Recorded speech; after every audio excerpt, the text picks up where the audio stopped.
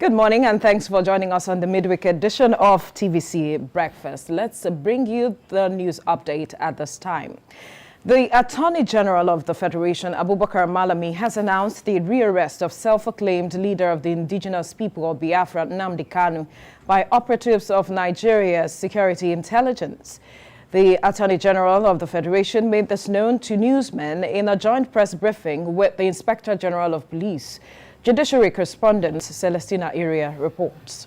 2015, arraigned by the 3 years after jumping bail, the Nigerian government has intercepted Nnamdi Kanu. Nnamdi Kanu was on 14th October 2015 arraigned by the federal government over allegations of terrorism, money laundering, and treasonable felony. On 28 March 2018, his bail was revoked by Justice Binta Nyanku of the Federal High Court. Self-acclaimed leader of the proscribed secessionist indigenous people of Biafra, Nnamdi Kanu, has, for your information, been intercepted through the collaborative efforts of the Nigerian intelligence and security services. He has been brought back to Nigeria in order to continue facing trial after disappearing while on bail regarding 11-count charge against him. At the resumed sitting, counsel to the federal government applied for Mr. Kanu to be remanded in the custody of the DSS. Justice Binta Nyanku granted the application pending when Mr. Kanu's counsel is notified of his arrest. Nnamdi Kanu was hooded in black and smuggled out of the court by the DSS through exit used by judges. The matter was adjourned till 26th of July 2021. Celestina Area, TVC News, Abuja.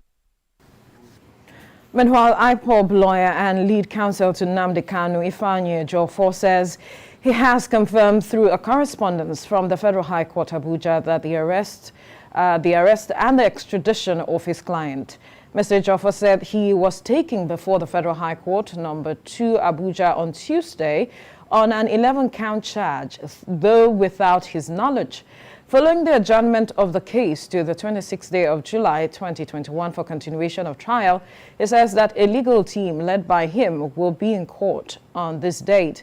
He says Nnamdi Kanu must be given a fair hearing or trial, which is his constitutionally protected right. Now I have joining me in the studio 2 lawyers, Fred Nzako and Jide Ologun, to discuss this new development. Gentlemen, good morning. Thank you for joining us on TVC Breakfast. Good morning. Let me start with you, Mr. Nzako, what your reaction is to this rearrest of Nnamdi Kanu, seeing that in 2017 he jumped bail, though he was arrested in 2015, but according to him, he fled because of his life.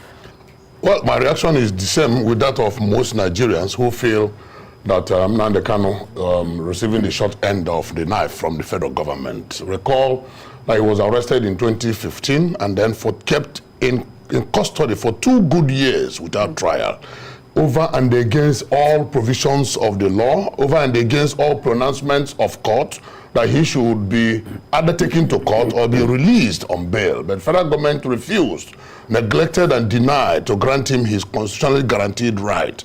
And then even when he was eventually taken to court, the same federal government, through the instrumentalities of coercion, sent the military to ransack his community and threaten his life. In the process, many people lost their lives. It is not hidden. And in the course of this struggle, Nnamdi Kanu has lost both parents, and even though not killed directly by the federal government, but the trauma of his ordeal may have led to the death of his parents. So? Of the trauma of his ordeal. He said so himself. I don't think so. He said so himself. Right. And a man was on bail, and then he was ready and was going to court.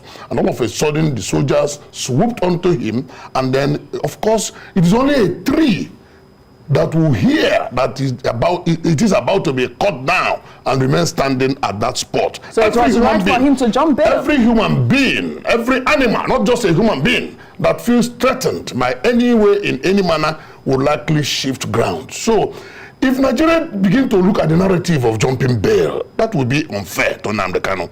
The narrative is that, yes, very unfair. Why the so? narrative is that his life was threatened, obviously threatened, and he had to run away, which is a national stimulus of every human being and of every animal. Even if you have a goat at your backyard and you approach the goat with food in one hand and with stick on the other hand, the goat will reject your food. Don't you think that while he was in custody, his life could also have been threatened if that is what government was trying to do? Why did you not ask the soldiers what they went to do in his house? Right. That should be the right question. What did the soldiers go to do in his house? In the process, people lost their lives. What did they go there to do? At that point, what did he do? Even if he had committed any offense in the eye of the law or right. in the opinion of the government, what did the soldiers go to Nnamdi Kanu's house to do? Wasn't he being investigated at the time? When he was enjoying the bail granted him by the court after 2 years of unlawful incarceration? These are the critical questions, because I like to analyze issues based on cause and effect. Right. What was the cause and what happened to be the effect? The cause is that federal government acted very unlawfully. The cause is that the soldiers went to his house unlawfully. The cause is that his life was threatened. And the effect is that he had to run away, which is the natural stimulus of every animal, not just every individual. Let's get Jide Ologun's reaction to the statement that you have made. He said government acted unlawfully, and it was the effect of that made Nnamdi Kanu jump bail. Nnamdi Kanu himself mentioned the fact that he could have been killed with the others who were killed in his residence when the military came invading. And that's maybe a valid argument, but the issue now is that he has been rearrested. He was going through trial, and if you look at the Constitution of Nigeria, Section 36 or Section 5 in particular, 1999 as amended, he's entitled to what we call presumption of innocence. There are allegations against him of instigating terrorism, different charges, and unless these allegations are proved beyond all reasonable doubt in the criminal justice value chain, he may not be convicted. So it's now for the government. But my concern really and my fear is that with recent developments in the country, for example, the high level of insecurity, wanton destructions in the southeastern part of the country, that he is allegedly instigating even from abroad, it may be a tough one. But my concern goes beyond this rearrest of Nnamdi Kanu. What are the issues in the country? Nnamdi Kanu himself was born, I think, September 25, 1967. And that was when the Civil War started. That lasted for about 3 years, claiming millions of lives in Nigeria. And the issues that prompted this, we are yet to resolve in Nigeria. And like the Northern Coalition Group is saying, that this Nnamdi Kanu issue may not disappear with the rearrest. Can we look in the direction of referendum? And right now in the country, it's not just about Biafra. Other regions of the country are agitating. And what are these agitations focusing on? The engagement of the commonwealth of this country for the common good of this country. And unless we address this, we'll be arresting and rearresting and, stampeding.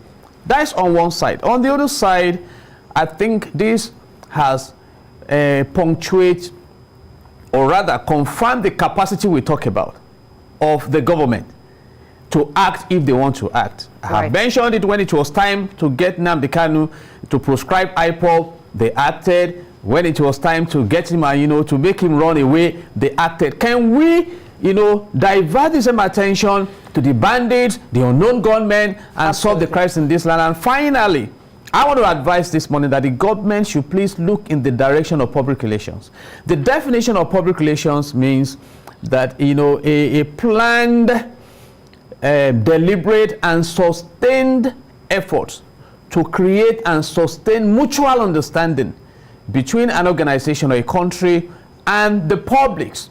So can we come together as a nation, address our issues, rather than all these confrontations that are keeping us in poverty and not allowing us to register our presence in the polity of developed countries? Right, there's something he mentioned that I'd like for you to react to. He said that the agitations, though Nnamdi Kanu may have been rearrested, but that the issues and the agitations, what he's championing, may not go to rest. And the question on the minds of a lot of people is, with the agitations we have seen in the Southeast, would his rearrest actually fuel what we have been seeing in the Southeast? Well, his rearrest will not just fuel it. What will fuel more agitation is if he's not given fair trial. If the people perceive persecution instead of diligent, lawful prosecution and fair trial, then there will likely to be some backlash. My brother and friend Jide mentioned the issue of referendum. And the question is, why is Nigeria of today shying away from that much needed referendum? On 11th February 1961, there was a referendum to determine the life of the British Cameroon. And in that referendum, the northern British Cameroon decided to go to Nigeria, and the southern British Cameroon decided to go to Cameroon. A lot of issues about religion and the rest played out. On 10th August 1963, Nigeria, this Nigeria that we have today, went into a referendum to determine the life of the old Midwestern region. And it was carved out from the then Western region through a referendum. In Catalan region of Spain, there was a referendum on whether they were going to remain or not. In Kurdish region of Turkey, of Iraq, sorry, there was a referendum.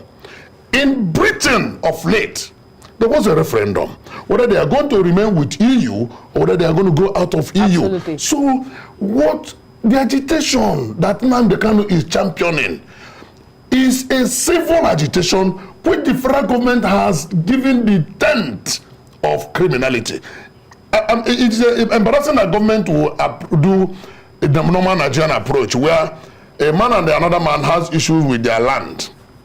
They are tussling for land. The other man wants to bring in the police. He says there is threat to his life, that he tried to kill him and all that. Meanwhile, none of those things existed. Otherwise, what has Nnamdi Kanu done as a person that will warrant the charges of treason, that will warrant the charges of money laundering, that will warrant the charges, those high-ranking charges, which of course, government knows that they have to prove beyond all reasonable doubt. Absolutely. And it is the lack of that proof that has made government in the first instance to keep Nnamdi Kanu unlawfully in detention for 2 good years. You know what that means? And then even when he has now started going through his trial, government could not have the patience to wait for the law to take its course, and they stampeded him out of the country.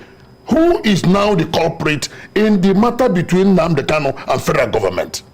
I mean, let's look at issues the way they are, and not just being sentimental about, he's insulting anybody. When has insult become a crime? Right. It is a law of thought. It is a tortious offense of which, if you feel insulted, when America was going for election, somebody made an image of Donald Trump, a naked image of Donald Trump with a small ball, and kept it in a massive square. Did you not see it? How Donald Trump killed him? The problem we have today is that we are not operating democracy. What we have is a civilian rule managed by military hands. And those tenets of democracy are lacking in Nigeria. Otherwise, why would federal government be so sensuous about issues of criticism and issues of civil agitation? What is wrong with that? If we go by way of referendum, if the same government is saying that Nnamdi Kanu has so many followers, does that not tell you something? If he is alone, would he have such followers? If the government now claims that the followers are essentially illiterate, conduct a referendum and say, let only those with school cert. Of course, you know that to be a president in Nigeria, you need only school certificate. Right. To be a senator, a governor, only school certificate. Conduct a referendum and place a benchmark that only those with school certificates would vote in that referendum, and let us see whether Nnamdi Kanu is alone or not. Okay. Government is shying away from the truth, and government is hiding from its shadows. Now, let's get your reaction to this again, Ajide, because he mentioned some things, talking about referendum and talking about fair trial and perhaps persecution, as he mentioned. And I'm wondering, in the context of fair trial, what will that be? In the context of persecution, what will that be? So perhaps you could just help us throw light to it before we come to the issue of why we are seemingly finding it difficult to have the referendum that he is, talking about. Basically, the state will be prosecuting, and in the criminal justice value chain, you need thorough investigation, diligent prosecution, and a committed judiciary. But right now, there is a deep-rooted mutual distrust in the country. So you see people even looking at the tribe of the judge that is handling the case, the body language of the government, making different kinds of comments. But having said that, this same government promised towards 2015 election to shift the burden of proof from the state to the accused in criminal prosecution. That has not been done. And he has a team of lawyers who will defend him. Having said that, I have hinted that the present crisis in the southeastern parts of the country may be prompted like trying to call the cat a bad name to hang it. And again, I want to emphasize an issue that what we are experiencing today has a history. I doubt if any of the present leaders of Nigeria was there to sign the 1914 amalgamation. What led to the May 1953 Kanu riots are still the issues we are debating today. What led to the Civil War of 1970? There are issues we are debating. Now, let me connect this to even the present trajectory. Nnamdi Kanu is a British citizen. Allegedly, he moved from Britain to Singapore and to Zurich, where he was allegedly rearrested and brought back to Nigeria. Now, Britain has exited Europe through Brexit by choice. They debated it. In fact, the Prime Minister then, because his position did not fly, resigned from office. All right, allowing the people to take a decision. Having said that, Singapore left Malaysia in 1965. And today, by virtue of resourceful leadership, it's one of the best countries to live and work in the world. Is this relationship working? If we must remain united, can we have what is enshrined in Section 17 of the Nigerian Constitution 1999 as amended, that says that a platform for our coexistence will be based on justice, fairness, and freedom? If we cannot guarantee this, and if again, we want to even focus on the primary purpose of government as enshrined in Section 14 subsection 2 of the Nigerian Constitution 1999 as amended, that says that the security and the welfare of the people shall be the primary purpose of government. And people of Nigeria, citizens, can call for security, call for welfare, if they appear not to be enjoying it from the government that should be providing. So why don't we go back to the basics? Because the Chinese say that you cannot carve a rotten wood. It appears right now that the project Nigeria we are trying to present and project and protect may be a rotten wood. Can we have a wood that can be carved? Can we work together so that we can enjoy the blessings of this nation? Like I said earlier, how can we engage the commonwealth of Nigeria for the common good of Nigerians? And I think that is the concern we have now, not just in the southeastern part of the country.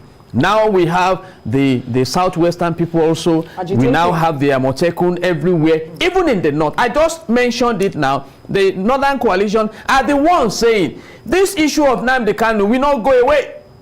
That can we have a referendum? And basically, democracy started in Athens in Greece. It is the government of the people, by the people, and for the people. You don't forcefully lead a people.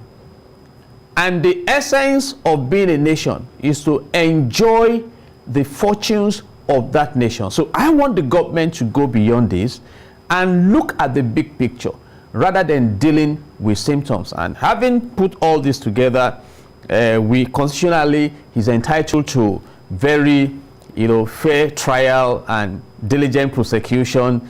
And I have said it, that is if the trust capital is there for the government. And my big question this morning is that, looking at the antecedents we have experienced in Nigeria of late, is the trust capital there to assure us that there will be justice at the end of the day? That's the question I'll be throwing to you. Is that trust capital there to assure the people of a fair trial? I want to be optimistic, except government doesn't want to be sensitive. I want to be optimistic that government should, I use the word government, yes, advisedly, because we know what we're talking about. That government should ensure that Nnamdi Kanu gets fair trial. A leader of a movement that is idealistic, a movement that is based on consciousness and not on physical realm, right? A movement that is based and that is etched an opinion, a phenomenon that is etched in the mind and the psyche of the people. Anybody who is that leader must be handled very carefully. Nnamdi Kanu has said it, and we all say it, that he has lost virtually everything in this movement. Not just that he has lost his parents, he has no property anywhere, he has challenged anybody. If you see him own property anywhere in the world, you can go ahead and see that property. That this is a cause that he wants to fight for.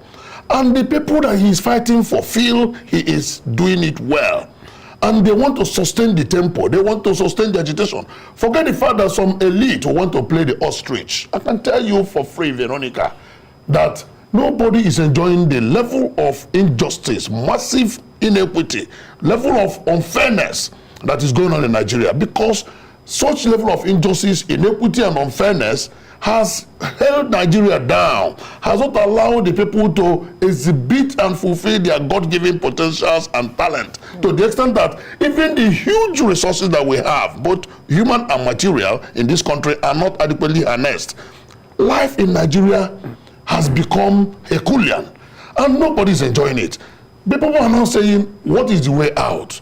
In every suggestion from both the elite, from the masses, from everybody, the solution is, let there be fairness and equity. Let us negotiate the basic essence of our existence. Because this was foisted on us. And as human beings, we should be able to determine two cannot walk unless except they agree. There is no agreement in Nigeria. Nigeria is cracking. So why don't we, as intelligent people that God has made us, come together and decide, how do we relate?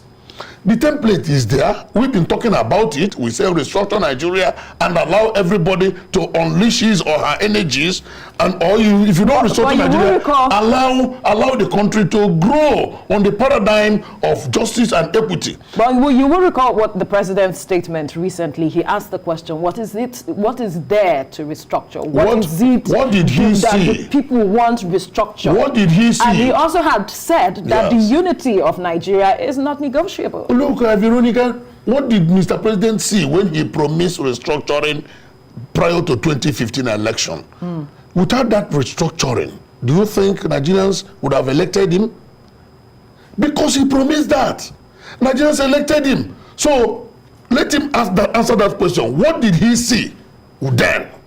And then what is he not seeing today? And who is telling Mr. President that restructuring is equal to disunity? It is even lack of restructuring that will fan the embers of disunity as it is fanning today, that will terminate the life of this country as it is threatening to terminate. And that is why Nigeria is on a precipice. So anybody who wants to be honest to himself should know that this agitation cannot just die.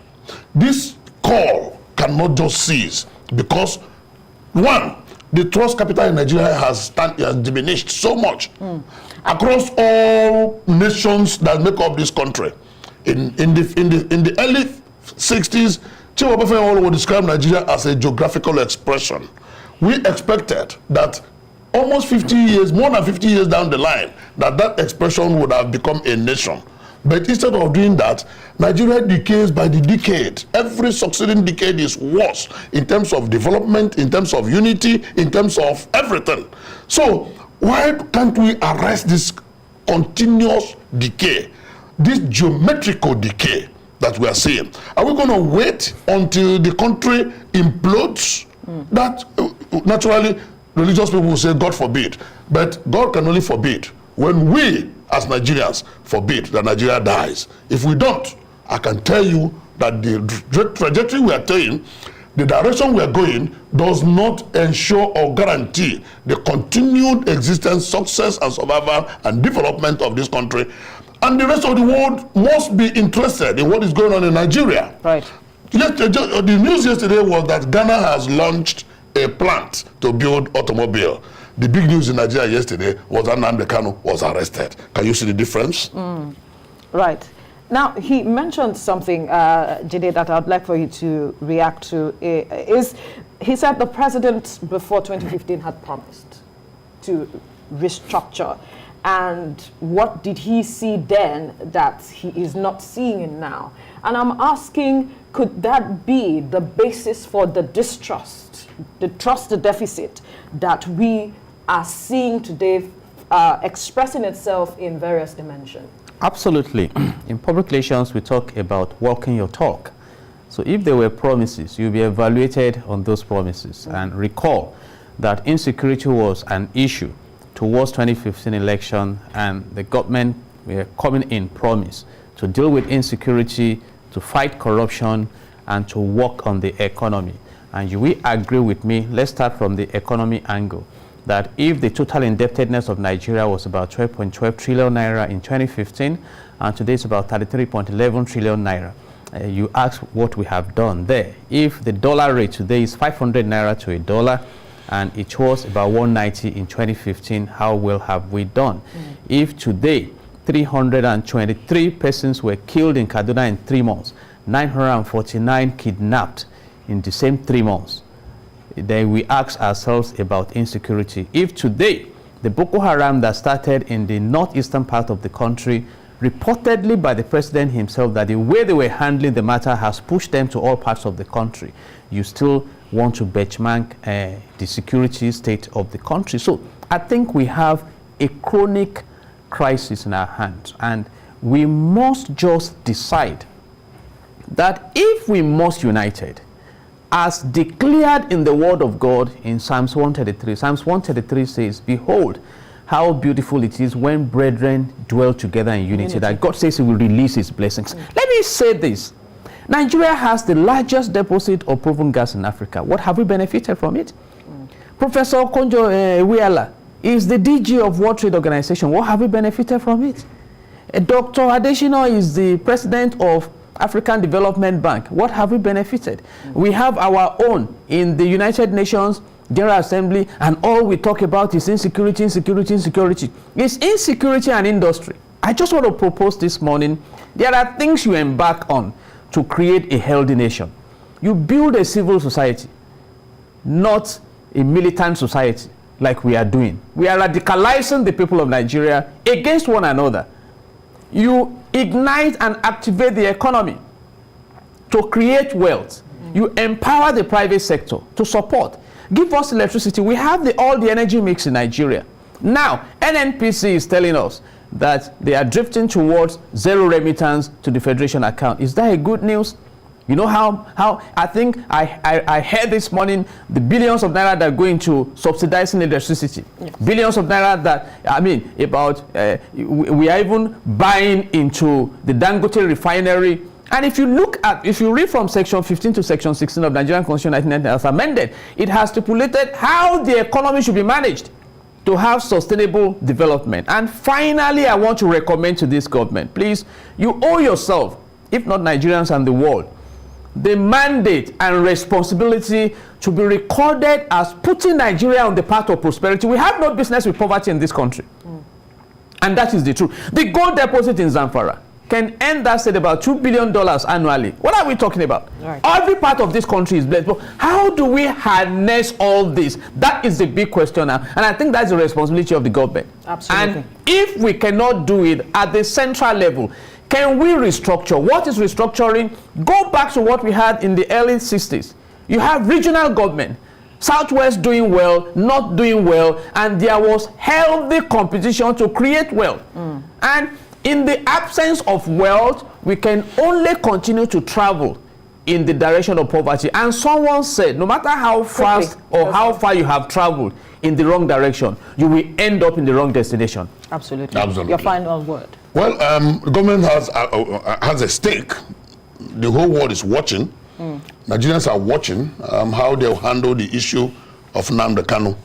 And then beyond that, the world is watching how this government will handle other insecurity issues. Now, like my brother said, the government has proven that they have the capacity to arrest the insecurity situation in Nigeria. They have proven that. So all eyes are on them. Whatever they make with, do with the opportunities that they have today, history will record. Thank you so much, gentlemen, Fred Nzako and Jide Olugun, for your time on the program. Thank you. God bless Nigeria. All right, we'll take a break now. When we return, it will be time to review the papers. Stay with us.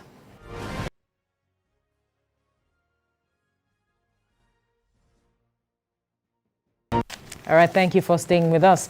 It is time now to know what's on the front pages of Nigerian newspapers. And joining me is in-house analyst Obani Akinwale and lawyer Tunji Abdulhamid. Gentlemen, good morning. Thank you for joining us on TVC Breakfast. Good morning. Right, let's begin with the first newspaper.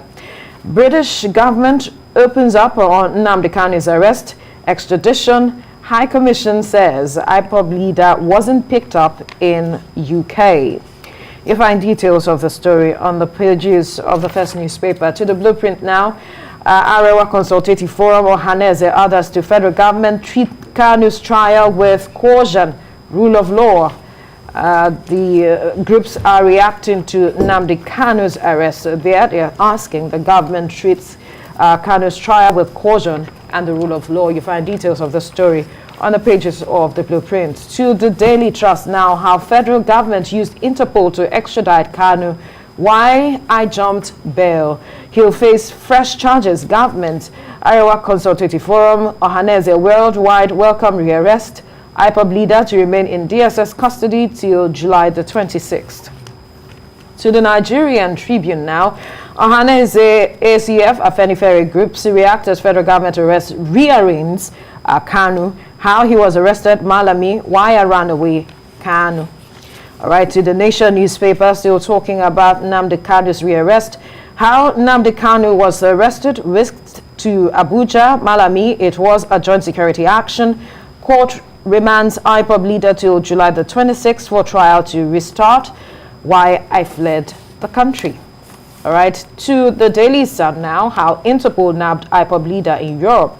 We intercepted, brought him back with foreign collaboration, says Malami. Court remands him in DSS custody. Adjourns a trial to July the 26th. I fled Nigeria to save my life. Nnamdi Kanu. Government must be cautious. Mbazulike. All right. To the Vanguard newspaper, how federal government worked with Interpol to nab IPOB's Nnamdi Kanu. Court remands him in DSS custody, fixes July the 26th for accelerated trial. I fled Nigeria to save my life, Kanu tells court. Kanu wrongly tried, detained Ejimako IPOB leader. Don't manhandle him, he's a freedom fighter, Kanu's brother tells federal government. His arrest not the end of IPOB. IPOB reacting there. All right, let's move quickly now to the Business Day. Emergency. Nigeria needs jobs. Jobs. Jobs. Emergency. Nigeria needs jobs. Jobs. And more jobs. You find details of this story on the pages of the Business Day. To the Nigerian News Direct, why federal government is acquiring 20% stake in Dangote refinery. Kyari. All right, you find details of the story on the pages of the Nigerian News Direct. To the Punch newspaper, 18 judges court elevation rather. EFCC fraud cases, 1,000 others to start afresh. 5 of my cases will start afresh. EFCC cancel. Judge handling 2006 cases afresh promoted. NJC should give judges 6 months to complete cases. Backdate promotions. says Falano. All right. The Guardian newspaper now, disbelief, shock, trail IPOB leaders, arrest, rearrangement. Court orders his remand in DSS custody adjourns hearing to July the 26th. Ohaneze Afenifere Northern Elders urge caution in prosecuting him. Kanu's arrest elimination won't quench agitation, says group. Huriwa, that's Human Rights Watch, is if you can arrest Kanu, nab or terrorists, bandits in North. That's the last paper this morning. All right, gentlemen, let me begin with the reaction coming from the Guardian newspaper. Disbelief, shock, trailing IPOB leaders, arrest and rearrangement. Were you surprised? Were you shocked? Let me start with you, Nee.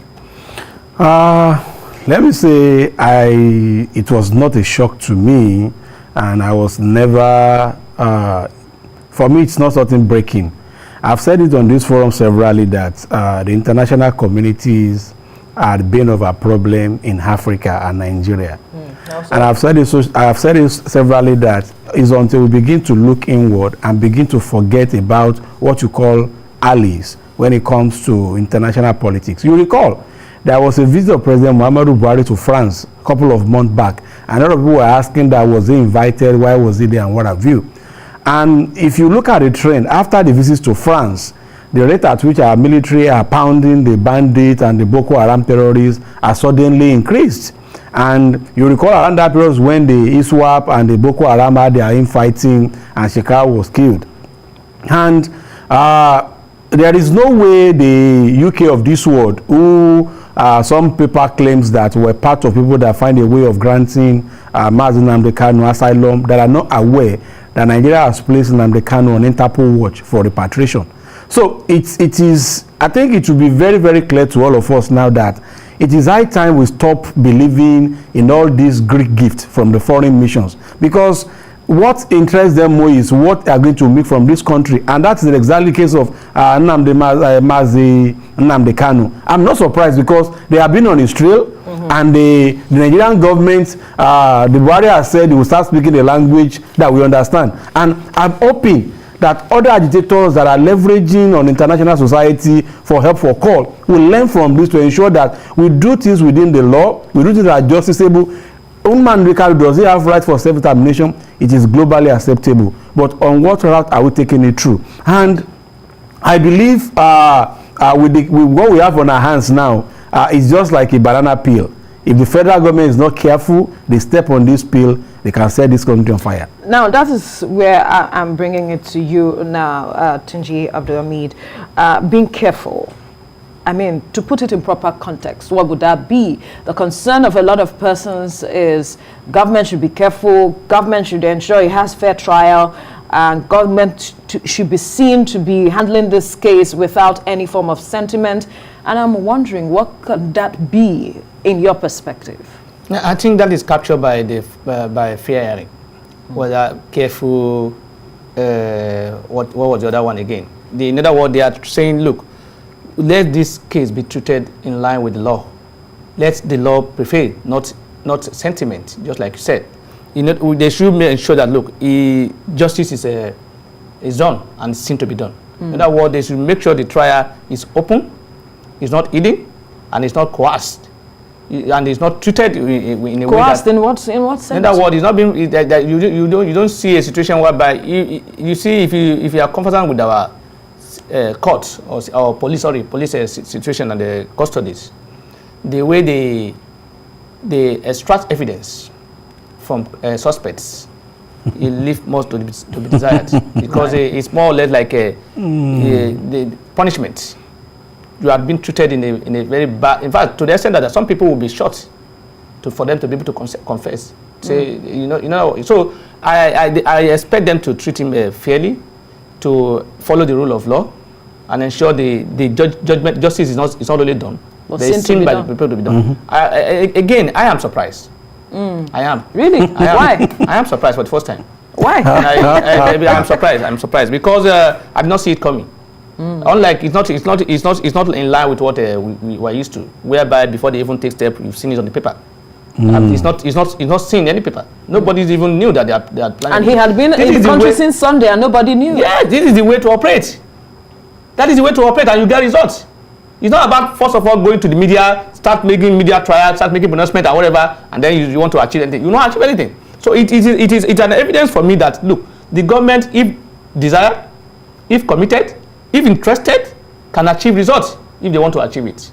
So I think do we have to leave it to conditionality if we want to? Because we are seeing what is bedeviling the country. It shows the arrest of Kanu without anybody seeing it coming. I didn't see it coming. I don't know if other people have seen it coming. I don't know whether you have seen it coming. No, I did not. He said. I said I don't see it coming. Because so I am surprised. If you look at the trend of events in the last 2 months, you recall vividly there was a time every day in Himo, in major parts of the southeast, is burning down of police, killing of military, and you discover that the military we used to have, you hear Operation Crocodile Smile, Snake Python Dance. When this current chief of army staff, General Rabot, took over, you hear that they will create a mission, but you not hear them dancing or singing. But you see the way they are battering both the bandits and the agitators, ESN, in the southeast. So for me, as if you look at that trend, you understand that the government, President Buhari, has taken over the responsibility of Alhaji Lai Mohammed of this world, or Malami of this world, doing the talking. He has talked himself, so the rest of them keep quiet. And when they keep quiet, that's the result we are seeing. So if you have seen the trend of the southeastern elders lately, about how the federal government is pounding the ESN, how the military are parading the southeast, how the southeast caucus, the governors come out to say, we want to talk to ESN. You will know intelligence shows clearly that they are getting close. You know when this IPOP thing has been known. You remember during NSAS, when this man was going on said, burn this person's this, remove their magazine, do this, nobody talked.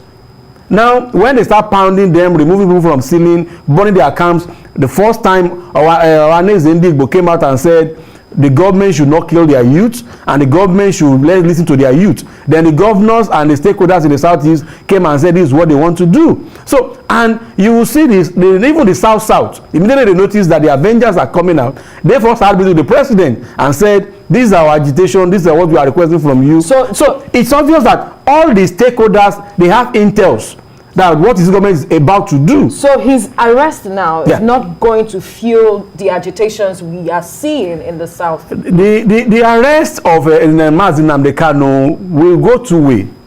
The first way is that's why I said it's a banana peel. Is if we are not careful, we do the kind of the former Muhammad Yusuf of old Boko Haram. They treated him and put him in jail and they killed him, and thousands of Yusuf came out to start disturbing the peace in the northeastern part. If they are not careful, they are going to have that again to deal with. But the other part of it is this, just what you read in the headline this morning, that about 18 judges were elevated from appeal court to high court. Remember the case of former NSA, the man from Sokoto that was kept in prison for long, ECOWAS. So if Justice Binta Nyako is now elevated to Court of Appeal, what clearly shows is that there will be another retrial by whoever decided that court. So it may have a delay. But again, what I'm saying is this. When President Biden met the Russian president, he was asking about the political activity in Russia, why he was being cancelled. He said he knew that we are looking for him, and he came, and we arrested him. So the international community as they were, I'm just appealing to us as Nigerians. Our problem is never external. Our problem can only be resolved internally. See, I was talking to a senior colleague this morning, Rocco Ebelik, and I was saying there is no part of this country that is how do they put it, maltreated, except possibly maybe the south because of their oil, the fishing, and what have you. See, the First Republic was amalgamation between the north and the east. We all know this. During Obasanjo tenure, the southern part of this country has politically ruled this country during this political division for 13 years. The first headquarters of this nation was in the southwest. The first president in this country was from the southeast. Whatever elections PDP has won wholeheartedly in this country today was an agreement between the southeast and the north. So if we begin to now say somebody is marginalized, you were the one giving your vote. Now, what I assume this will lead us to is that power is not served a la carte. Power is not given. You have to agree. the Southeast people are crying that they are being marginalized by the Fulanis, by the Hausas, or whatever. Now, and you want to become the president, and the presidential system can only be happen by voting system. So how do you ask a Boroma that is selling onion in Anambra that you have crippled his business to come and vote for you? So we need to come to table that what is Nnamdi Kanu asking for? Is asking for fairness. And who are the people that are not fair to us? We, the followers. We are the problem. Yes, it's not the leaders, because the leaders are coming out from we, the followers. Leaders are not coming from heaven. It's part of the system. So we find out whereby you find a situation whereby do you agree with him that we are our own problem? We are part of the problem. We are the problem. No, the problem is everybody. The leaders, because leaders, where are the leaders coming from? Among the followers, we are all the same. They are just leaders by privilege. Yeah. We are. So the attitude of average Nigerians is the attitude of our leaders. So you see a situation whereby most of us feel unconcerned, particularly the elites, about the system. Right. This is what we'll get. So quickly, just hold the thought, because we need to quickly go on a break. When we return, we'll continue this conversation. Just stay with us. Thank you for staying with us. Before we went on the break, you were trying to make a point. I was trying to say that, look, yes, if you want to, we can't blame the leadership of the country alone for the problem. The leadership are there. They have a problem. They have the major problems. But lead followership are also a problem. In fact, they are not even the matter. Because in a situation whereby you see followers giving excuses to the leaders who are supposed to be answering questions from them, it's not part. So the attitude of average Nigeria is the attitude of every leader where we have. We are a situation whereby you have most people not interested in governance, not interested. The youths, majority are not interested in governance. They don't want to know what is happening. The elites, they see it as a game for people who don't have who are not serious, or people who they classify as, in quotes, thug or something like that. If you leave your running of government to thugs and you expect good results, how can it happen? So you see, we need to see participation in governance as our job, our business, not for politicians, for everybody. So and until we train to rule the country in line with rules and the rule of law, in other words, fairness, equity, and justice, because as it is today, sincerely speaking, there are a lot of injustices in the country. There are a lot of unfair distribution of our resources. So that is a problem to us. Until we do that, until we are ready to confront that issue and look for and ask for a solution to it, we may not go. And I believe if we, the followers and the leaders, are interested in making this happen, it can happen.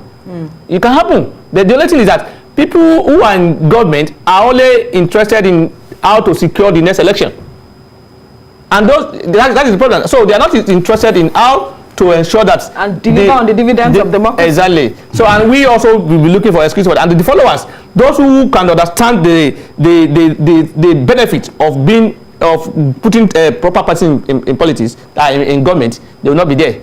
Those who vote majorly are people who don't even understand who is the candidate. They don't even know the name of the candidate. What they want to see is that we are following social person. And where it's going is where we're going. So that is a problem. Sorry, I want to say this, and I say it with every sense of responsibility. The problem in this country is the followership. That's not to do with the leader. Even the issue of trust deficit is let me give you an example. Allegedly, Nnamdi Kanu from one of the brokers said, "Go and burn this place down." Is he talking to robots? Now you have burned down thousands of BRT buses. Is Nnamdi Kanu's source of livelihood going to be affected by that? You have burned down TVC, for example, and let's say they have put about 400 staff out of job. Are they Nnamdi Kanu's family? Did you see Nnamdi Kanu burning down TVC? Did you see the police officers that were shot down, that were asked to be killed? Is it Nnamdi Kanu that carried on to kill them? The facilities that are burned down in Imo State, did you see Nnamdi Kanu putting fire on those facilities? The soldiers that are killed on the street, did you see Nnamdi Kanu doing that? No! It's the followers that carry it out. So that's why I'm saying that the followers are not robots. They are not programmed. They are not just press MS-DOS, spam, enter, and you got it. So God gave us brain to think, to analyze, to think logically. What is the consequence of my action? And so if a leader comes to me and said, Neyi, slap Veronica. I should go ahead and slap because my leader has spoken. So that's what I'm saying, that until we, and that's the problem as a country that we are facing. Right. Whatever he said from the United Nations, United Kingdom and what have you, those, we always believe that this is the standard. Say for example, I will give you an example. United Nations is saying people have right to self-agitation. When there was UK referendum, the Scotland voted that they want to remain with the EU. The Northern Ireland voted they want to remain in EU. Even Greater London voted that they want to still remain with the EU. But United Kingdom in their wisdom says the Brexit vote is leaving. So why didn't you allow separatists like Scottish National Party or the Liberal Democrat to stay alone? That is one. When Russia annexed Crimea, was there no United Nations law that forbids them doing that? What is happening in Tigray, in Eritrea, in Ethiopia? Is United Nations not involved? So when they come here to paint things for us and look as if Africa we are demons, we can't rule ourselves. The first TV was in Africa before we have TV in France. The current president of France was an intern in Nigeria to learn governance. So it is high time we begin to look inward, and if we look inward, we have the right set of followers. And what I'm saying followers is this: in Israel, they determined that we don't want Netanyahu again. They all started, it is followership, the same party, and they pull him out and bring another person to rule the country. In America, they did the same thing. It's about followership. It's not about the leaders. We have brain. We should think logically and do things. Nnamdi Kanu has never, as a person, carry gun and shoot anybody. The facilities that have been burned down in the southeast are property of Southeasterners. The senators in the southeast, not in the circle, has been there for how many years? What has been the contribution of those senators to that region? What has been the contribution of those governors to that region? Where are the allocations of those people? Why can't they have good health? Why can't they have good water? Why can't they go to good schools? Why are they not talking when there's no insecurity? Why is the Bubeyagu not functioning after setting up for months? Is it about followership? Who is asking this question? But tomorrow they will say, Bubeyagu don't have uniform, they don't have gun. Why is it that now some southwestern states were able to curtail this insecurity? Is it the same Buhari that is allowing what is happening in Woro Ibadan for people to be killed and be shot? It's about followership. When this man came and he said he's bringing XYZ to lead the motor park, you know it at then. The followership said, yes, Omitutu, this is what we are doing. It's about followership. A major role as well. Leadership plays a role. But the leaders are, because the leaders, the magic of we are not all intelligent. There are people, and in this country today, in view of the fact that there is poverty, there's people who succumb to anything, uneducated illiterates, people who are privileged use our advantage to push things to them, and they follow it. They, like you said, they are not robots. Some of them don't think properly the way you think. Because they haven't. So if you have leaders who is thinking in the positive direction, people also think in positive direction. But when you have leaders who are giving negative instructions, and people believe that, look, to robots for something to benefit something. They may not be robots, but they think like robots. That's I've engaged my colleagues who are well educated, and if you see them talk about Mazi Nnamdi Kanu, you will think they are talking about God.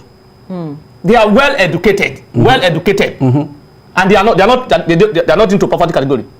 They are okay in their own rights. But when you talk about, sometimes some people just talk about as if when you see injustice, when you see inequality, people tend to play to that. What is the definition of this inequality? No, what is the definition of this injustice? There's a lot of injustice and inequality. In this current setup, what is particularly in this current regime? Yes. People have been clamoring, have been complaining the way and manner positions have been given, things have been done by the president. So I ask you this question: this current government, this current political dispensation has been ruled by the southern part for 13 years.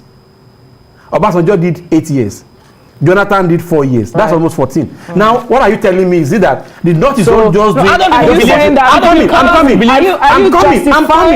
coming. Are you saying, okay, so because you're in power, you should? No, I'm not saying that. What I'm saying is this. So if we're saying there is injustice, we need to wrap up now. What I'm saying is there is injustice. Right. We need to look through, and it is high time we begin to look for home solutions. All right, fine.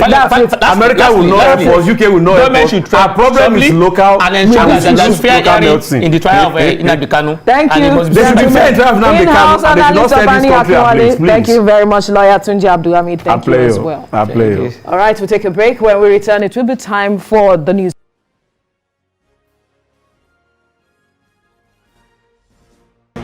Hello, welcome to the Midweek Business News Report. It's now time to bring you the feature on the show today as we look at tax policy in the country. Now, legal provisions will be utilized to collect taxes on profits made locally by global technology and digital firms not based in Nigeria but with significant economic presence in the country. Well, this was the stance of Vice President Yemi Osinbajo, who stated this during an interaction with a delegation from the Chartered Institute of Taxation of Nigeria. According to the Vice President, while the federal government says it will not be raising tax rates at this time based on the Finance Act 2019, it is already empowered to widen the tax net. This includes collecting taxes on the Nigerian income of global tech giants with significant economic presence here, even if they have not established an office or permanent establishment and are also currently not paying taxes in the country. Also in this regard, Section 4 of the Finance Act 2019 provides that the Finance Minister may, by order of the President, determine what constitutes the significant economic presence of a company other than a Nigerian company. And it also says that we have had severe economic downturns, which of course implies that we may not be able to collect taxes with the aggressiveness that would ordinarily be expected. So far, we have seen initiatives including the voluntary assets and income declaration scheme, that's VADE, which is also an attempt to bring more people into the tax net, including those who have foreign assets. Governments really around the world are also grappling with how to modernize their legal frameworks to account for global reach of the digital economy, reshaping how policymakers think about issues as varied as monopoly power, taxation and workers' rights. International talks are also looking towards that as well. Currently ongoing in Paris, we have the global standard rules for governments to receive taxes from such digital and technology firms with significant economic presence in foreign countries. Well, joining me now live in our Lagos studio to discuss this and much more, I have tax expert Wale Ogundare, the managing partner and chief executive officer at Kathina Advisory. Good to have you on the breakfast show this morning. Thank you very much, David. Now, let's start off with the point of view, and I want to know if you share in this sentiment, whether or not tax policies or laws are dynamic. Now, taxes ordinarily follow the money, so this reaction from the federal government is nothing necessarily new, but why do we have this backlash? Let me start off with the laws around this issue. So there are tax laws around this issue, which actually helps the government to say, look, if you have a foreign company in your country, you can collect taxes. There are various ways in which the taxes can be collected. There's one they call the deemed profit, and then there's another that says that, look, that foreign company must submit their full audited accounts and, you know, calculate tax and all of that. There are laws around all these things. The challenge that a lot of us have with how it is being implemented, it's in the overall macro policy. So here's the one hand, government is saying that, look, I'm trying to attract investments into the country, you know, from foreign companies. We're looking for, you know, you guys need to bring in presence and, you know. On the other hand, you're not quite clear on how you're going to administer the profit. If I look at the statement made by the vice president, it's not specific. So from a policy standpoint, if I'm a foreign company coming into the country, what I want to hear is that if you have operations ongoing in Nigeria, this is how I will be taxed. That particular statement hasn't come out. Also going to CBN, this is taxation, I don't know what CBN has to do with this, but also going to CBN and saying the CBN governor can deem what is, you know, significant presence is also a bit shady. So it all puts it down into, again, macro policy issues where as a country we're not very clear on what we're trying to do. So it's not enough to cite the Finance Act 2019, is that what you're saying? No, it's not enough. It's not, because you see, the more any government is trying to say, look, I'm trying to ensure people comply with taxation, the more, a lot more smart people are going to move towards tax avoidance. Or do you understand the sentiment of government in terms of revenue generation at this point in time? The strategy has to be revisited. It has to increase the tax net. And really, like it's also been said, you cannot move with the aggressiveness that ordinary would have been on the average Nigerian. So it's now time to look for other areas. Now we have the likes of Twitter, Facebook, Google, and much more. Yeah. So you heard me. So like I said, there are laws around this. So the government is actually right to say, I'm going to collect taxes from foreign companies. The challenge is the how and clarity around it. How do you think this also affects investors' confidence? Now we have emerging sectors of the economy due to technological advancement. If you talk about cryptocurrency, for example, decades ago, nobody would actually even pay you any audience. So we have sectors of the economy that would continue to emerge, new sectors that will come up with different advancements so far, just like we're saying in ICT as well. How do you think this dampens the sentiment of creating Nigeria as an investment hub? Because we see competition within the West African region, for example, Ghana and the likes of other Francophone countries are having the bigger fishes site their offices there, make much more money there, contribute to the growth of the economy. And Nigeria seems to be lagging behind. Correct. It all boils down to a macro policy. You see, I've said this before a few shows ago. Every country sets up certain macro policies to say, this economy, this is how it's going to run. And it must be clear, and it must be stated, and it must be communicated. What those other countries are doing very clearly is stating exactly what their macro policies are. These are the kinds of businesses we're looking to attract. These are the terms and conditions for them operating in the country. Very, very clear. And then again, if you look at the overall climate in Nigeria, the insecurity, and all of that, my challenge is that a lot of the people ruling the country are not prepared. You see, I've always said governance needs preparation. We're not prepared. A lot of the people we have in all sorts of roles running the affairs of Nigeria today are not prepared for those roles. So simple things like saying, Mr. President, this is how we see it. He has advisors.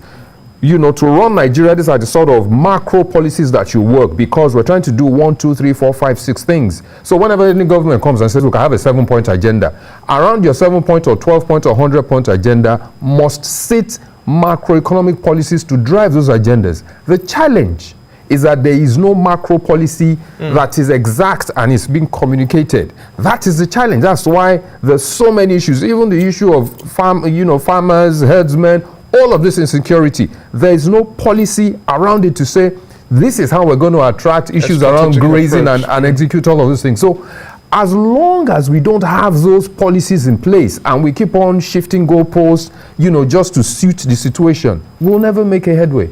The government is dealing with a whole lot in terms of investment promotion. You've made mention of the fact that we have insecurity as largely one of the biggest conversations for Nigeria, and the outlook from the global front is not necessarily favorable. But what sort of incentives do you think we now have to put in place with our tax policies? Because if you go by the Finance Act as well, you've seen other climes where we still had introduction of incentives and waivers, but we are not having new incentives, we are not having new waivers, and we're not also having new taxes. Yes. So we're in a fit. When you see, let me repeat what I've just said in a different way. Until the government is able to say, these are the 1, 2, 3, 4, 5, 6, 7, 10 things we want to do. Pan Nigeria. These are the policies which will guide its execution. The challenge is we keep on talking about the things that we want to do. We never sit and go through, and that's where the pain point is. So this tax issue we're talking about, it's a very deep issue. Let me give you an example. A foreign company comes into the country. The government says that, look, there are various ways in which I can tax you. There are 2 major ways. One is the one they call the deemed profit. The other one is I need you to submit your audited accounts, and all of the supporting documentation. What a lot of people are saying, and these are experts in the matter, is that the audited accounts of a foreign company are usually audited based on several other conditions of a country of residence. So you can't bring it here and apply it in Nigeria. So there's a bottleneck already. Why can't the government say, okay, going forward, we're going to use the deemed profit? Deemed profit is simple. If you earn 100 million in Nigeria, we will take 20% of that 100 million and apply 30% tax to that 20%. That comes to about 6%. Very clear. If they say that, that's a clear policy. So anybody coming into the country is very clear on what the policy is. If you operate in that environment, these are the terms. That's the kind of thing I'm saying.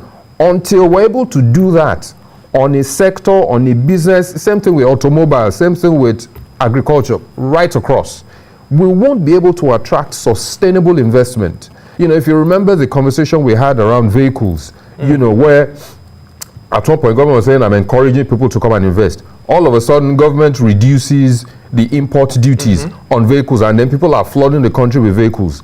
Those that have come in to invest, how do they recoup investments? You know, the government didn't even think of it because, you know, if I remember, what they can produce is about 4,000 or 5,000 cars per annum, all investors combined. Meanwhile, the country needs something close to about 600,000, 700,000, 800,000 cars per annum. So you see the divide. Somebody needs to sit down, understand. How do we force this sort of conversation? So you see, it is this kinds of forums, and I'm happy we're having this kind of conversation. This is how to ignite this sort of conversations. You know, the people in charge of the policy affairs of Nigeria need to sit and say, you know, what is the agenda of the government? Take a look at it again and look at what are the policies, you know, covering each area that the government says it wants to cover. What are the policies? And actually, that's where the work is. You know, if the work isn't in, a lot of Nigerians will agitate and say, you know, we want X. Yes, you want X. Some people now need to sit down and say, what are the policies to make X successful, and X can now be sustainable as a means of moving the country forward. Until we're able to sit and do that, we'll keep on going around in this vicious circle. And wrapping up our conversation now, what do you think is the future of our tax policy, tax collection measures, tax strategy, and a whole lot more? We have to revisit this sort of conversation because looking at the impact of the COVID-19, it really still has to force government to think outside of the box. Yes, you know, so I think a lot of what we've talked about again is what will help this.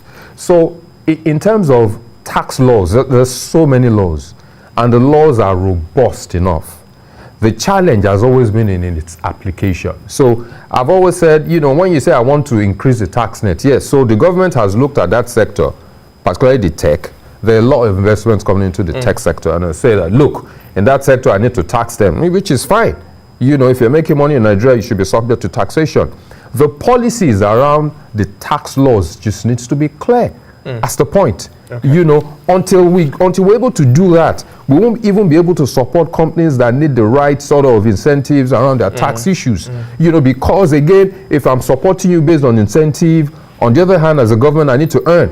What is the policy governing how I earn? Well, all of these really clarity is necessary within our tax policy, because at the end of the day, looking at a conversation about getting more promotion for our investment base and why Nigeria should be the select hub, we need all of this clarity to be brought forward to the fore. Thank you very much for your time. Thank on you the very much, record show this morning. Wale Ogunare, it's been a pleasure speaking with you, and we hope government is also listening. Thank you. Well, that's it from the business desk this morning. Many thanks for watching. All right, thank you for staying with us. Now, many questions are still begging for answers since the news of the murder of Super TV CEO Usifo Ataga spread like wildfire. His alleged murderer, 21-year-old Chidinma Ojukwu, who is now in the custody of the police, insists she acted alone and in self-defense. This is despite the fact that the police says there are some accomplices on the run. The family of the deceased now want the police to carry out a thorough investigation to unravel all that transpired between Chidinma and Usifo Ataga that led to his death. Joining me now is Princess Folashade Gbolaoba. She is the Global President, Yoruba Council of Women Worldwide, and the founder, Shelter of Grace Foundation. Also in the studio is a cognitive behavior counselor, Wemimo Adebi. Good morning, ladies. Thank you for joining us on TVC Breakfast. Right. Now, the issue I'd like for us to focus on are the issues that this case has raised. Talk about parenting, talk about the abuse of drugs, talk about so many issues, raising children, ensuring that they have a relationship with parents, and every other thing that surrounds this case, but not the case itself because it's still being investigated. So, but I will begin with you, Wemimo, because you made a post which caught my attention, and I want some level of clarity. This is kind of your field. You relate with teenagers, and you know a lot of things. Yeah. And you said that parents should talk about campus aristos with their teenage girls. And I'm wondering, talk about it. In what ways? How? And is that in itself enough to addressing this kind of issue? Well, thank you very much. I'll start by saying that when you talk about children, young teenagers who are entering into the tertiary institution, they enter in by intelligence, but they are not intelligent enough to know the realities in town, because we're having children, as it were, entering into the university or let's say tertiary institution at about let's say 17, 18. And between the ages of 5 to that bracket, I'm sure they must have been secluded away from the realities. So when they get into that environment, it's like freedom. And they want to explore everything and anything, time to, make friends, time to try hands on things that have been held back from. So when a parent knows that I'm going to set a goal for my child to get into the university or tertiary environment early, then the onus lies on the parent to teach the child early, as in present to them. You're not just in this environment to learn. There are other vices, and you're going to meet some other children like you who will tell you Aristo is a way of life, is an extracurricular activities that makes you feel like one of us. So it's a form of fortifying your child against the vices in town, because you are not going to be there. By the time the child is 16, 17, your involvement will become reduced, and it is whatever you put into that child within those ages that would now show up. But we discovered that a lot of children, especially girls, are not prepared. They are not prepared for it, so they dance to it and then go for it. They feel it is a norm. Yeah, it's a norm. Because it seems the society has embraced it. Exactly. As a norm. And they don't present it to them like it's something. They just call it as we're catching fun. Right. Yeah, it's fun, it's life, and that's how they roll into it. Let's start from experience again, because as a mother of 6 boys, it came to me as a shock, and one a girl. I wonder how it was bringing them up despite this pressure, societal pressure, how you were able to manage it. Was it just speaking to them about these vices? Is that enough? I think parenting to me is one of the most important, in fact, the greatest ministry. And if you raise your children to let them know that you have this unconditional love and the support from when they're little, the bond, it's something that will keep them over the years. I talk about the 3 stages. Right. When they're young, they're totally dependent on you. At some point, they're on their own, you're also on your own. And then later in life, you are going to be somehow totally dependent on them to some extent as well. So you must raise them, prepare them for the journey ahead. Let them know that life is life. There are choices and there are consequences to choices. And then when you also, the discipline is like, even God has the rules and things that you have to go by. And so, yes, mom can yell, mom can sometimes, charge, but it is that mom loves you and wants the best from you. And if you, from that early stage, let them understand that everything you do, it's really because of them. It's all about them. It would be less chaotic, let me use that word, them growing up. Okay. And that trust, even when they now grow and they're in the institutions and all that, they will be able to quickly get back and be like, Mom, can we talk, as their trusted friend or whatever, and you let them you know, through all I've been there. No, you don't have to do this. Yes, you can do this, you know. But I guess these days there's a lot of pressure. The financials, you don't really spend much time being around them, you know. When mine were a lot younger, even going to work, I would have to put them in the car with me, use one hand baby feed, you know, drop them off, go, oh yeah, I just told you I did all the runs. Yeah, but so you were really involved. Yes, you have to be. And also raising them to also look out for one another. Because yes, I go to work, their dad is at work, and then the homework sometimes, maybe the elderly ones helps the younger ones, you know. So it's really communal setting in the house, and everybody is interdependent. And so you are quickly to pick the lows.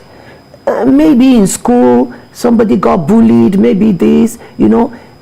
Sometimes they might not tell you, they might tell their brother. Right. You know, and quickly I had that situation with my daughter, and I think it really saved the day, you know, where she was scared to go to school. Some guy was, you know, and it turned out that some story around it later. I'm glad I went to the boy's house and be like, please, that's the only daughter I have. Don't mess. Very, very importantly, but there are some people who do not have, if I may use the word, luxury of having siblings. Yes. So they are basically dependent on their parents. Now, for instance, in this situation, we do not know if she has siblings, but we are told that her parents were separated before her dad died. And then she adopted the person she's staying with now as her father. As her father, yes. And the mother came out to say that I haven't seen her in 10 years. Yeah. So it shows perhaps something was wrong. Yeah. Okay, basically. But then, is that enough to drive this kind of attitude in a young girl? Yes, I'm going to say, you see, in our field, there's something we called adverse childhood experiences. And these are usually traumatic events. And when we talk about trauma, talking about trauma with a child, you know, there are 3 different stages of trauma. Right. The initial, which just happens without the knowledge of the child, and then the perpetual, and then which now, you know, moves into the major trauma that affects the individual psychologically.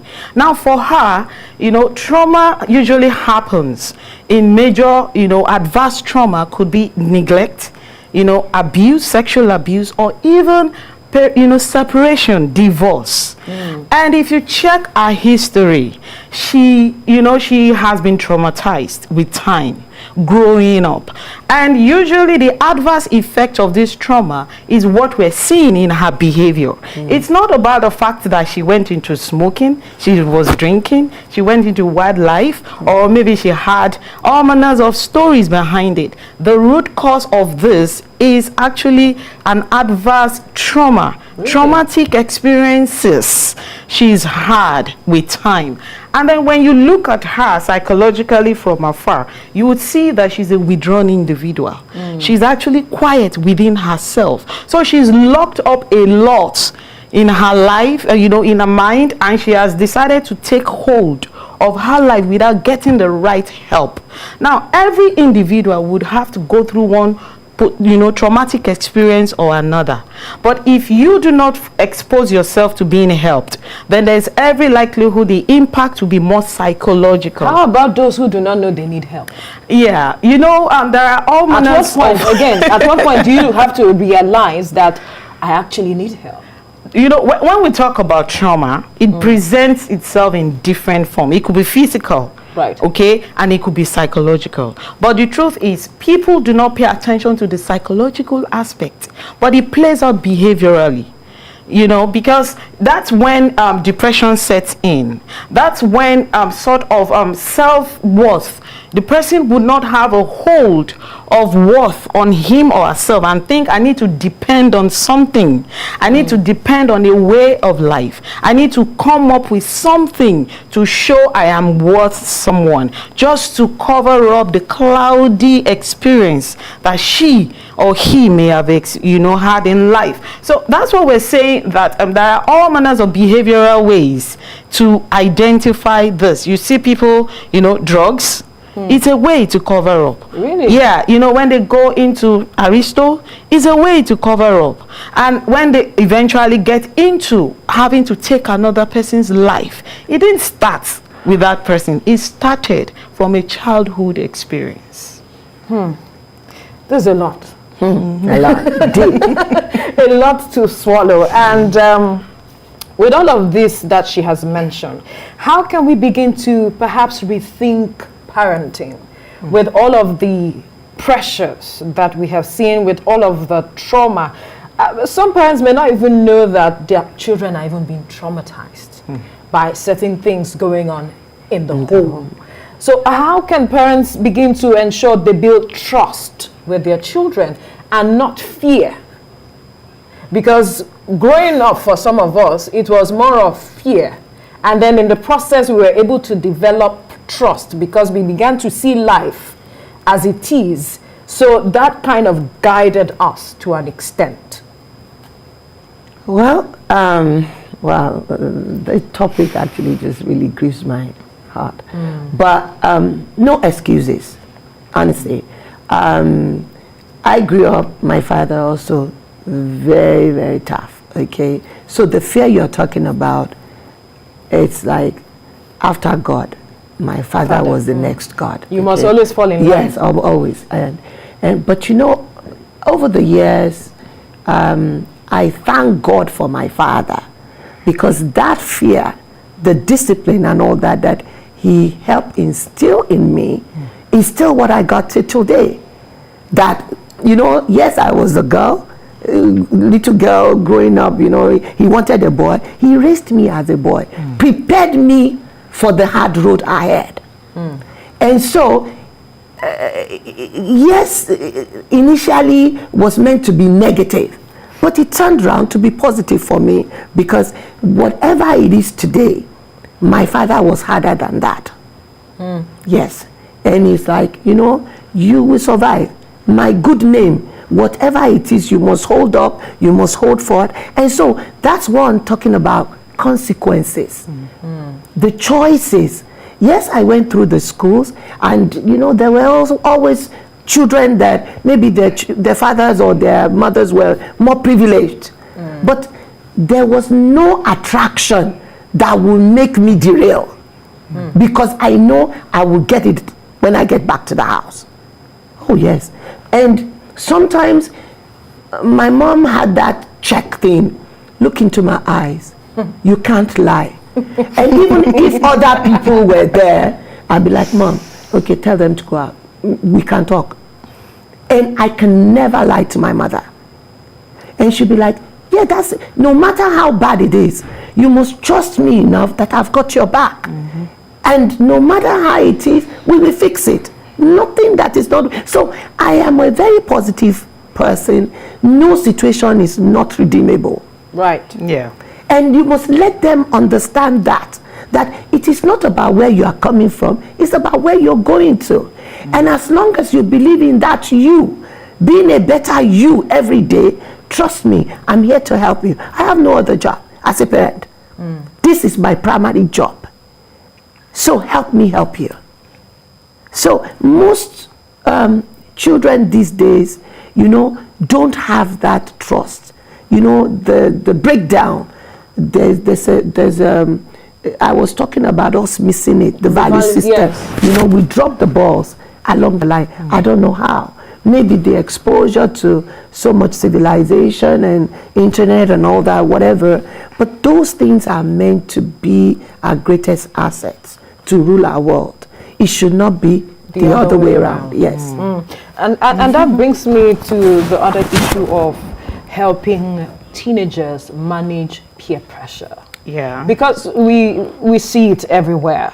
They see their colleagues also, you know, using different gadgets that it seems, okay, I'm not privileged to use. Okay, show me the way now. So hot soap for me and all of those things that we keep hearing. We see young people engage in the use or abuse of drugs. And you see persons or their colleagues, their friends filming them to see reaction. And I wonder how that brings joy to you, seeing your fellow person manifesting in different kind of way because of an abuse of drug. In fact, recently, a guy fell off a story building because he abused drugs and he died. So let's look at how we can help our children manage this pressure. Okay, I like to say that a lot of parents have failed their children. You know, they've not been available, they've not been accessible, and they have allowed the situation, you know, the economic situation to take a hold on their attention. Now, when we talk about peer pressure, there is a certain age that a child, you know, falls under the intense of peer pressure, and that's the teenage age, which starts between the ages of 9. A lot of people think it's from 13. No, really? It's no longer about the number. It starts from 9. Because one of the things I tell parents is from 9, you know, your puberty has set in. There's a consciousness of self and consciousness of the environment. So don't wait till your child is 13. At 13, you are just going to be doing fire brigade. So from 9, start getting deliberately involved with the true identity of that child. This is who you are. You are not them. All right? Then you have to affirm the child too, because a child who is not affirmed, who is not loved, will think others who have it are having the love somewhere else. So let me follow and navigate through to get the love they are getting. Now, when it comes to peer pressure and children, it's both ways, male and female. Right. But because of the gender, that one is more intense than the other. So I say that, but today, drug is a general pressure. You know, the fantasy of living like every other child is a general pressure. So one of the things you do for your child is bring it on the table. These are the things that are happening. So parents, you need to be informed. Don't be out of the sphere of what is happening in the age bracket of your child, whether as a child, you know, preteen, or, you know, young adult. Get to know what is happening. In fact, get to know the slangs. Learn some of their ways and present it friendly, you know, in a friendly manner. And then also, when it comes to peer pressure, you know, I mentioned identity. It's a loss of identity for a child who, you know, a child with a zero identity will think, like I said, I can get it elsewhere, gadget and everything. Then don't hide the truth from them. Let them know that, okay, if you give in to these are the likely results. If it's drug, these are the likely results. If it is sex, these are the likely results. And parents need to come to terms with the reality that there are some things that are happening in your body's, in your child's body, the hormones, which would make them want to go for it. They want to go for it. So it is not time having that conversation. I wonder why. Because they are not knowledgeable about it. It is not time for you to fight that child. It is the time for you to get knowledge and then train.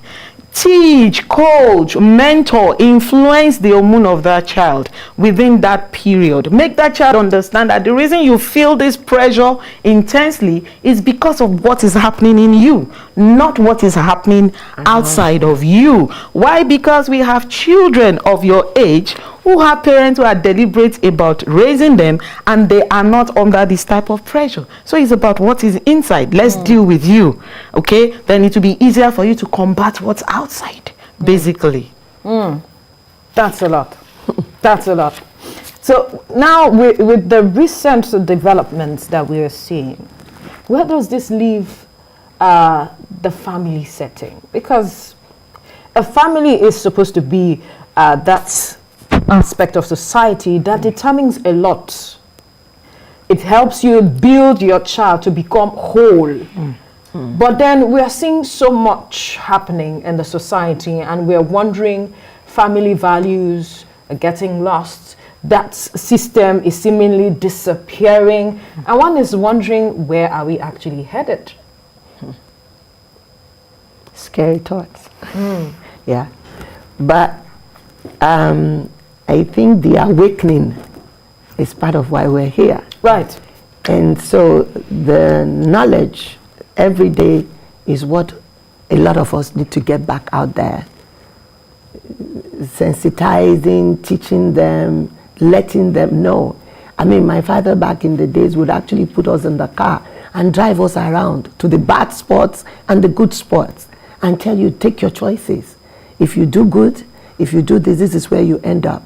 If you do this, this is where you end up. And obviously, we love the pretty environment of VI, Koi, and all the, you know, and the songs. So it's about still consequences.